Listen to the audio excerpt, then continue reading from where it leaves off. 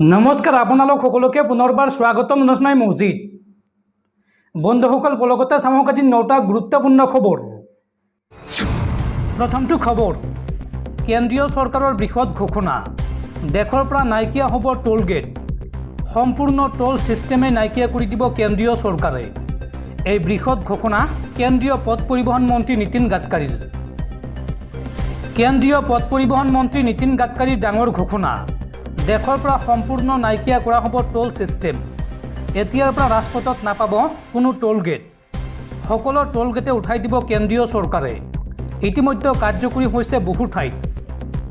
শুকুৰবাৰ অৰ্থাৎ 26 জুলাই তাৰিখে মন্ত্ৰীগৰাকীয়ে কয় যে চৰকাৰে টোল বিলুপ্ত কৰি অতি সোনকালে উপগ্ৰহ ভিত্তিক টোল সংগ্ৰহ ব্যৱস্থা কৰিব। এই ব্যৱস্থা ৰূপায়ণৰ আৰু উদ্দেশ্য হৈছে টোল সংগ্ৰহ বৃদ্ধি কৰা আৰু টোল প্লাজাত ভিৰ হ্ৰাস কৰা। ৰাজ্যসভাত লিখিত উত্তৰ দিওঁতে মন্ত্ৰীগৰাকীয়ে লগতে কৈছিল যে পথ পৰিবহণ আৰু ঘাইপথ মন্ত্ৰালয়ে গ্লোবেল নেভিগেশ্যন ছেটেলাইট ছিষ্টেম চমুকৈ GNSS ৰূপায়ণ কৰিবলৈ ওলাইছে। বৰ্তমান এনে হ'ব কেৱল নিৰ্বাচিত টোল প্লাজাত। ইয়াৰ পূৰ্বে সংবাদ সংস্থা ANR সৈতে কথা পাতি নীতিন গাডকাৰীয়ে কৈছিল, এতিয়া আমি টোল বাতিল কৰিছোঁ আৰু ছেটেলাইট ভিত্তিক টোল সংগ্ৰহৰ ব্যৱস্থা থাকিব। আপোনাৰ বেংক একাউণ্টৰ পৰা ধন কৰ্তন কৰা হ'ব আৰু আপোনাৰ দূৰত্ব অনুসৰি মাচুল লোৱা হ'ব। উল্লেখযোগ্য যে নীতিন গাডকাৰীয়ে যোৱা বছৰে এই নতুন ব্যৱস্থাৰ বিষয়ে তথ্য দিছিল। বিগত বৰ্ষত এই বিষয়ে সদৰি কৰি কৈছিল যে ভাৰতীয় ৰাষ্ট্ৰীয় ঘাইপথ কৰ্তৃপক্ষই 2024 চনৰ মাৰ্চ মাহৰ ভিতৰত এই নতুন ব্যৱস্থা কাৰ্যকৰী কৰাৰ লক্ষ্য লৈছে। এই প্ৰক্ৰিয়াসমূহ সুশৃংখলিত কৰাৰ লগতে টোল প্লাজাসমূহত অপেক্ষাৰ সময় হ্ৰাস কৰাৰ প্ৰচেষ্টাৰ বিষয়ে বিশ্ব বেংকক অৱগত কৰা হৈছে। ফাষ্টেগ প্ৰৱৰ্তনৰ লগে লগে টোল প্লাজাত গড় অপেক্ষাৰ সময় যথেষ্ট হ্ৰাস পাইছে। কৰ্ণাটকৰ 275 নং ৰাষ্ট্ৰীয় ঘাইপথৰ বেংগালুৰু মহকুৰ অংশ আৰু হাৰিয়ানাৰ 709 নং ৰাষ্ট্ৰীয় ঘাইপথৰ পানীপথ হিছাৰ অংশত এই নতুন ব্যৱস্থা ইতিমধ্যে আৰম্ভ কৰা হৈছে। পৰৱৰ্তী খবৰ, সাৱধান ৰাজ্যবাসী, আগন্তুক 3 দিনলৈ প্ৰচণ্ড গৰমে দহিব জনতা। স্বাভাৱিক তাপমাত্ৰাতকৈ 7 পৰা 8 ডিগ্ৰী পৰ্যন্ত বৃদ্ধি পাব তাপমাত্ৰা। এই কথা জনাইছে বতৰ বিজ্ঞান কেন্দ্ৰই। পৰৱৰ্তী খবৰ, বাংলাদেশক 10 উইকেটত পৰাস্ত কৰি মহিলা এছিয়া কাপৰ ফাইনেলত প্ৰৱেশ ভাৰতৰ। ছেমি ফাইনেলত ভাৰতীয় মহিলা ক্ৰিকেট দলৰ হাতত ধৰাশায়ী হ'ল চুবুৰীয়া ৰাষ্ট্ৰ বাংলাদেশ। দৰ্শকসকল আৰু বহুতো গুৰুত্বপূৰ্ণ খবৰ আছে। তাৰ আগতে আপোনাক জনাওঁ যে যদি আপুনি এতিয়ালৈকে এইটো ভিডিঅ'ত লাইক কৰা নাই তেন্তে এতিয়াই ভিডিঅ'টোত লাইক কৰি দিয়ক আৰু এনেকুৱা ধৰণৰ ভিডিঅ'সমূহ নিতৌ চাবলৈ চেনেলটো ছাবস্ক্ৰাইব কৰি কাষত থকা বেল আইকনটো প্ৰেছ কৰি ৰাখক। পৰৱৰ্তী খবৰ, ৰাজ্যৰ লাখ লাখ কৃষকৰ বাবে ডাঙৰ খবৰ। বানপানীত খেতি নষ্ট হোৱা কৃষকে লাভ কৰিব ক্ষতিপূৰণ। প্ৰতিগৰাকী কৃষকক নষ্ট হোৱা ফচলৰ ক্ষতিপূৰণ দিব চৰকাৰে আৰু এই সন্দৰ্ভত মুকলি কৰা হৈছে এটা বিশেষ হেল্পলাইন নম্বৰ। বানত আপোনাৰ খেতিপথাৰ নষ্ট হৈছে নেকি? ৰাজ্যৰ লাখ লাখ কৃষকৰ বাবে ডাঙৰ খবৰ আহিছে। বানত নষ্ট হোৱা খেতিৰ হিচাপ ৰাখক আপুনি। চৰকাৰে আপোনাক দিব ক্ষতিপূৰণ। প্ৰতিগৰাকী কৃষকক নষ্ট হোৱা ফচলৰ ক্ষতিপূৰণ দিব চৰকাৰে। আপোনাৰ ফচলৰ বীমা কৰাৰ বাবে আজি আপুনি যোগাযোগ কৰক। ফচল বীমা কৰিবৰ বাবে মুকলি কৰা হৈছে এটা বিশেষ হেল্পলাইন নম্বৰ। হেল্পলাইন নম্বৰটো হৈছে 14447। আপোনাৰ ফচল বীমা কৰাৰ বাবে আজিয়ে আপুনি যোগাযোগ কৰক। জনসেৱা কেন্দ্ৰ, শস্য বীমা এপ, ডাকঘৰ আৰু বেংকৰ জৰিয়তেও আপুনি কৰিব পাৰিব বীমা। এই জনসেৱা কেন্দ্ৰ, শস্য বীমা এপ, ডাকঘৰ বা বেংকৰ সৈতে আপুনি যোগাযোগ কৰক এই বীমা কৰিবলৈ।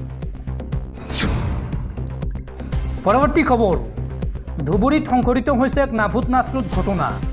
নকল কৰিবলৈ নাপায় পৰীক্ষা বৰ্জন শতাধিক পৰীক্ষাৰ্থীৰ। ধুবুৰী চৰকাৰী বালিকা উচ্চতৰ মাধ্যমিক বিদ্যালয়ত সংঘটিত হৈছে এই ঘটনা। বিদ্যালয়খনত আছিল অসম ষ্টেট স্কুলৰ উচ্চতৰ মাধ্যমিকৰ চূড়ান্ত পৰীক্ষা। পৰীক্ষা কেন্দ্ৰত মোবাইল নিবলৈ নিদিয়াৰ বাবেই খৰ্গহস্ত পৰীক্ষাৰ্থী। একাংশ শিক্ষকৰ বিৰুদ্ধে গুৰুতৰ অভিযোগ উত্থাপন কৰে পৰীক্ষাৰ্থীসকলে। ধনৰ বিনিময়ত নকল কৰিবলৈ সুবিধা প্ৰদান কৰে একাংশ শিক্ষকে। 5,000 পৰা 15,000 টকাৰ বিনিময়ত নকল কৰিবলৈ সুবিধা প্ৰদানৰ অভিযোগ একাংশ শিক্ষকৰ বিৰুদ্ধে। পৰৱৰ্তী খবৰ, ৰাজ্যৰ একাংশ চৰকাৰী কৰ্মচাৰীয়ে এইবাৰ নিৰ্বাচনত ভোট নিদিলে বিজেপিক। চৰকাৰী কৰ্মচাৰীয়ে বেয়া পোৱাৰ বাবেই 2 এঠাইত ভোট কমিছে বিজেপিৰ। এক সমীক্ষাৰ ভিত্তিত ৰাইজক এই কথা জনালে মুখ্যমন্ত্ৰী হিমন্ত বিশ্ব শৰ্মাই। ৰাজ্যৰ একাংশ চৰকাৰী কৰ্মচাৰীয়ে এইবাৰ নিৰ্বাচনত ভোট নিদিলে বিজেপিক।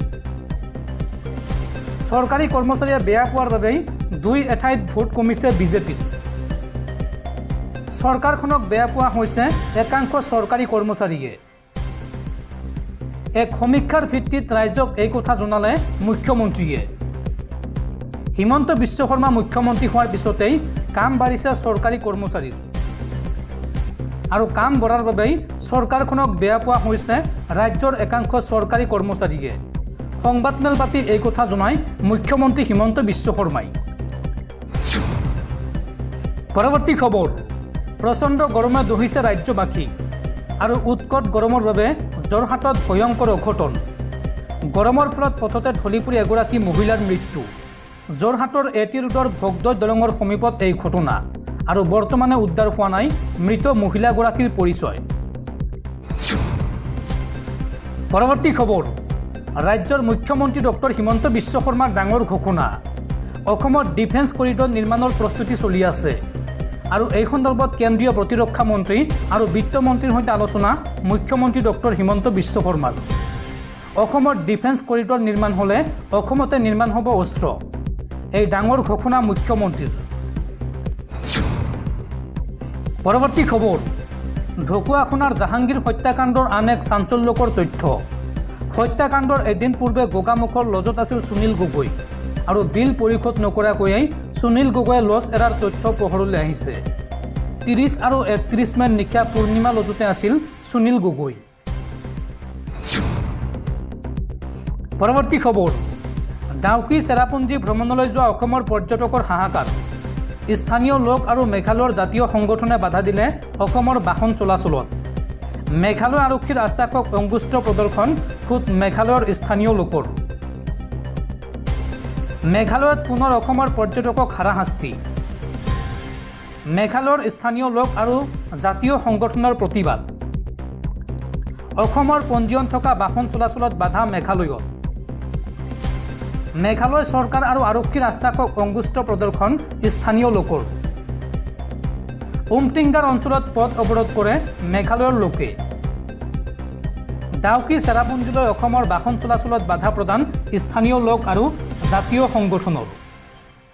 পৰ্যটক নিয়া অসমৰ টেক্সি চলাচলত বাধা মেঘালয়ৰ লোকৰ।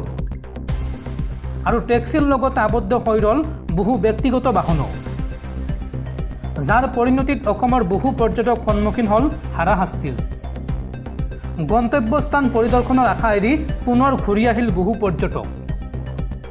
আৰু এই সমস্যা শীঘ্ৰেই সমাধান কৰাৰ আশ্বাস অসম চৰকাৰৰ।